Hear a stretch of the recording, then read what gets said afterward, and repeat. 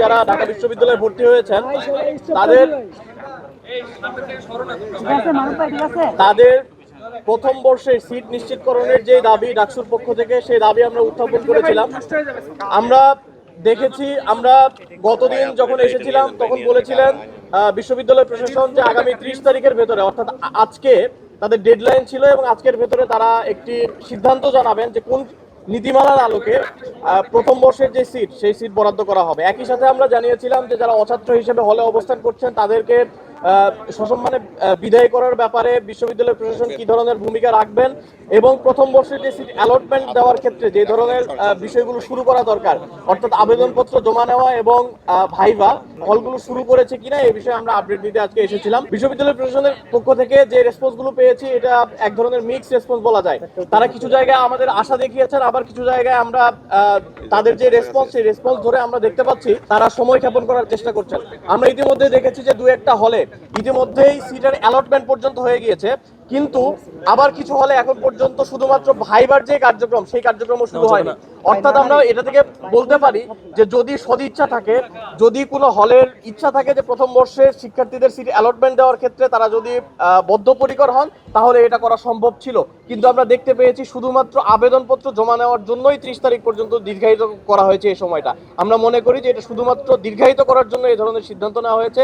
আমরা এই ব্যাপারে বিস্তারিত কথা বলেছি বিশ্ববিদ্যালয় প্রশাসনের সাথে। আপনারা দেখেছিলেন যে সিট নীতিমালা সুনির্দিষ্টকরণের দাবিতে এবং আরো বেশ কয়েকটি দাবি সাথে নিয়ে আমরা এসেছিলাম। আমাদের উদ্দেশ্য ছিল ঢাকা বিশ্ববিদ্যালয়ের যে শিক্ষার্থী প্রথম বর্ষের চান্স পান তিনি যাতে যথাসময়ে সিট পান, সিট না পেলে তার জন্য যাতে আবাসন খরচের নিমিত্তে আবাসন বৃত্তি দেওয়া হয়। এবং একই সাথে আমাদের উদ্দেশ্য ছিল যেই রিয়াড নেওয়ার যে প্রবণতা শুরু হয়েছিল সেই প্রবণতা যাতে না থাকে ক্যাম্পাসে, সেটির জন্য সুনির্দিষ্ট নীতিমালা প্রণয়নের জন্য আমরা দাবি জানিয়েছিলাম।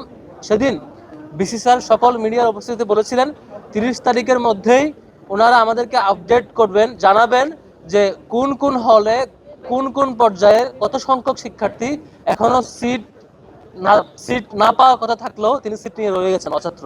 এই তালিকা তিনি আমাদেরকে দিবেন এবং সে অনুযায়ী ব্যবস্থা কি নেবেন সেটা আজকে ব্রিফ করবেন। কিন্তু দুঃখজনক ব্যাপার হচ্ছে আজকে এসেও আমরা হলগুলোর তালিকা চূড়ান্ত পাইনি যে কোন কোন হলে কোন কোন শিক্ষার্থী অছাত্র আছে। এবং সবচেয়ে দুর্ভাগ্যজনক ব্যাপার হচ্ছে হলের সিট দেওয়ার জন্য যে সিট প্রণয়ন নীতি সুনির্দিষ্ট নীতিমালা দেওয়ার কথা ছিল সেটিও চূড়ান্ত করেনি।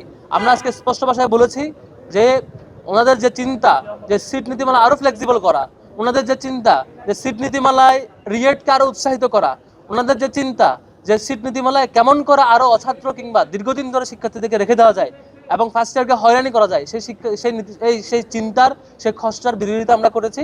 এবং আমরা আমাদের চরম বিরোধিতার প্রেক্ষিতে শেষ পর্যন্ত প্রভিসি একাডেমিক এবং বিসি স্যার দুজনেই বলেছেন আমাদের নীতিমালা প্রস্তাব করতে।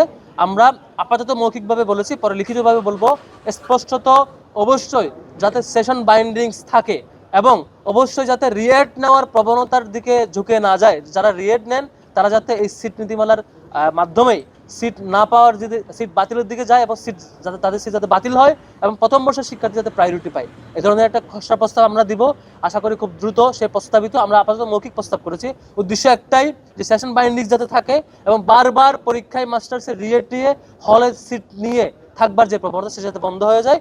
এবং একই সাথে যেসব শিক্ষার্থীরা হলে রয়েছেন সিট মেয়াদ শেষ হয়ে গেছে তাদের যাতে আনুষ্ঠানিকভাবে বিদায় দেওয়ার একটা কালচার শুরু হয় এবং প্রত্যেক শিক্ষার্থী যাতে সিট পায় আর কি। আগামীকালকের মধ্যেই আমাদের ডাকসুর দিক থেকে লিখিত একটা প্রস্তাবনা দিব সিট নীতিমালা কেমন হওয়া প্রয়োজন, কেমন করে নীতিমালা থাকলে রিয়েট নেওয়ার প্রবণতা থাকবে না এবং প্রত্যেক শিক্ষার্থী নিয়মিত শিক্ষার্থী থাকবেন।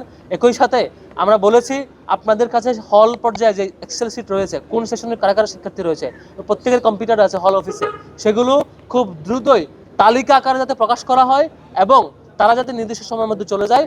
এবং আমরা আরেকটা প্রস্তাব করেছি যে অনেক হলে মেয়ের মাঝামাঝি পর্যন্ত সময় দেওয়া হয়েছে সিট সার্ভার ব্যাপারে, সেটি সময় কমিয়ে নিয়ে এসে সিট নীতিমালার আলোকে দ্রুত সময়ের মধ্যে যাতে সব শিক্ষার্থীকে এই সিট দেওয়ার যে সিস্টেম সে আওতায় নিয়ে আসে। এর বাইরে যেসব শিক্ষার্থীরা সিট পাবে না তাদের জন্য আমরা আবাসন বৃত্তির জন্য আলাদা করে সেই মডেল প্রস্তাব করবো ইনশাল্লাহ।